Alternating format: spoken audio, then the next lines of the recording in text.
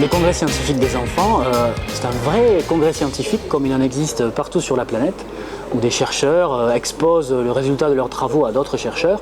La différence ici, c'est que ce sont des enfants qui vont présenter les résultats des travaux scientifiques qu'ils ont menés pendant 4 mois dans leur classe, avec l'aide de doctorants de l'université de Toulouse, et présenter ces travaux à d'autres petits congressistes, à d'autres élèves autour d'un thème annuel. Cette année, c'est le système solaire.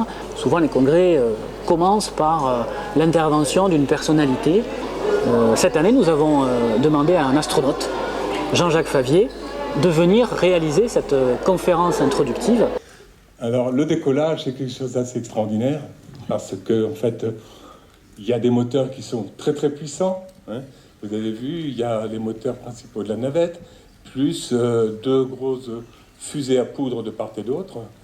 Voilà le décollage, par exemple.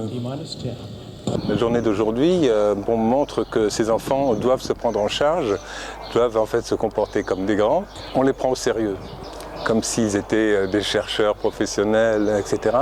Et je crois que ça les valorise énormément. Et donc pour en particulier les enfants qui sont peut-être un peu en difficulté dans le cadre scolaire, ça doit leur permettre de rebondir et d'aller plus loin. Ils seront peut-être astronautes ou pas, mais le message que j'ai voulu leur faire passer, c'est que avoir un rêve à cet âge-là et essayer de le poursuivre, le mener le plus loin possible, ça fait partie en fait, des messages qu'ils peuvent apprendre aussi dans le cadre de ce congrès.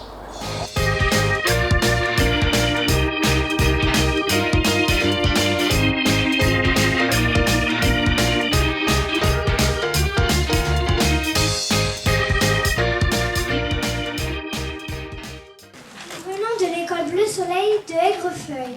Pourquoi ne peut-on pas habiter sur une autre planète que la Terre? C'est le thème de notre exposé. Nous, les doctorants, nous avons travaillé avec ces élèves. Donc pour ma part, c'était des élèves à la fois de CE2, CM1 et CM2, sur 4 mois, sur un projet lié au système solaire. L'objectif était de leur permettre de faire soit une présentation sur ce sujet, soit un poster scientifique. Ce travail m'a apporté beaucoup de choses, des choses assez différentes.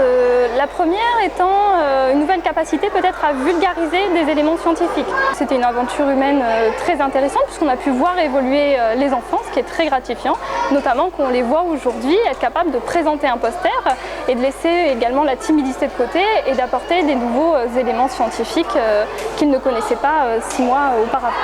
Vénus, c'est la déesse de l'amour et Saturne, c'est le dieu du temps et de l'agriculture. Je trouvais que c'était assez bien parce qu'on apprenait des choses sur les planètes et sur les dieux.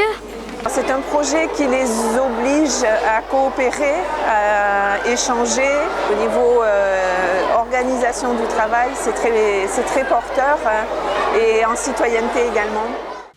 Pourquoi il y a plusieurs planètes qui s'appellent Kepler?